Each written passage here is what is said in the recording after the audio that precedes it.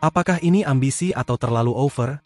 Tampaknya wasit cukup muak juga melihat bagaimana Pink Spider selalu bertingkah keterlaluan. Di mana mereka seolah menuntut sesuatu yang bukan hak mereka untuk dimiliki. Memang untuk saat ini Pink Spider berpeluang merengkuh gelar juara secara keseluruhan. Peluang mereka semakin besar melebihi apa yang dikira. Akan tetapi tamaknya Pink Spider haruslah malu dengan hasil kemenangan yang diraih. Bukannya apa-apa mereka seperti tidak terlalu respek kepada lawan.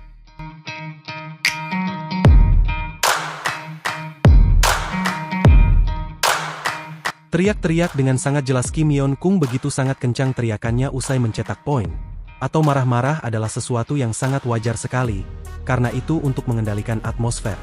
Namun menyinggung keputusan wasit tampaknya Pink Spider dianggap sudah keterlaluan, dan mereka harus memperbaiki sikap yang diambil.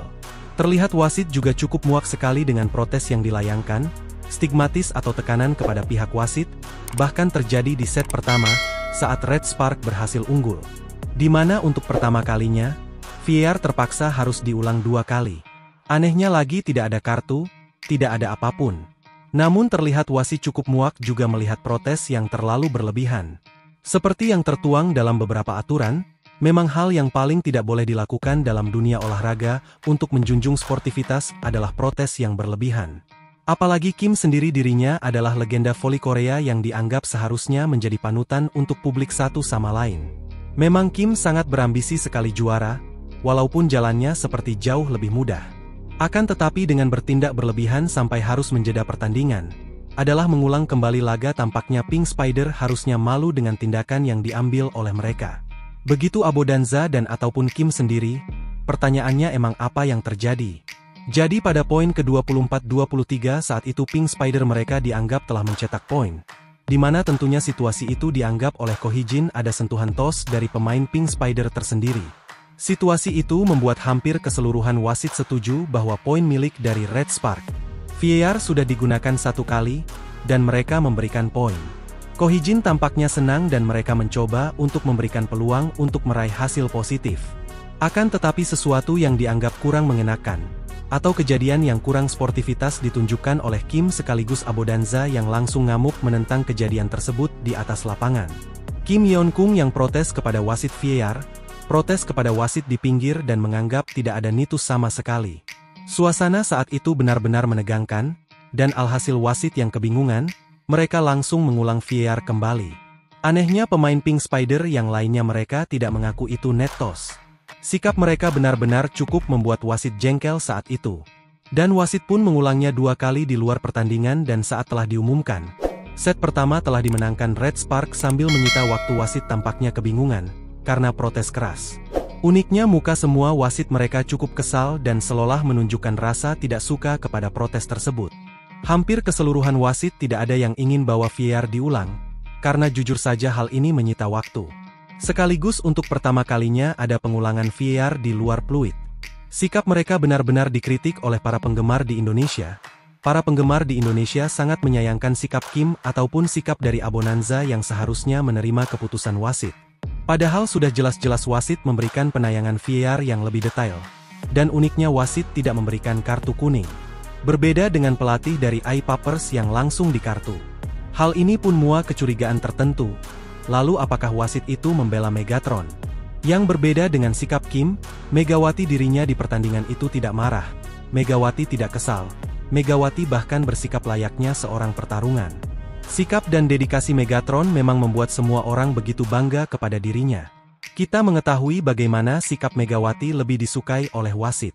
Selain itu membantu keputusan wasit, kejujuran Megatron pun pernah diberikan penghargaan besar. Hal inilah yang membuat Pink Spider harusnya belajar dari Megawati, di mana mereka tak perlu teriak apalagi keputusan wasit yang sudah benar sampai menciptakan keributan besar. Pink Spider toh keluar sebagai pemenang, bukan karena 1 poin terakhir, tapi justru karena kerja keras. Maka dari itu memang untuk kedepannya seharusnya mereka agak harus memberikan respek kepada tim lawan.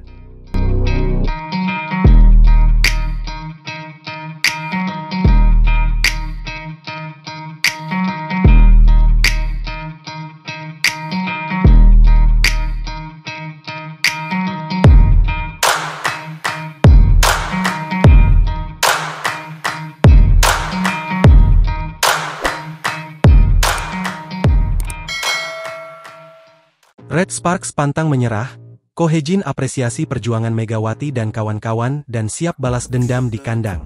Meski kalah, hasil pertandingan leg kedua hari ini setidaknya sesuai dengan janji Ko Hye-jin selaku juru taktik Red Sparks setelah kekalahan di leg pertama.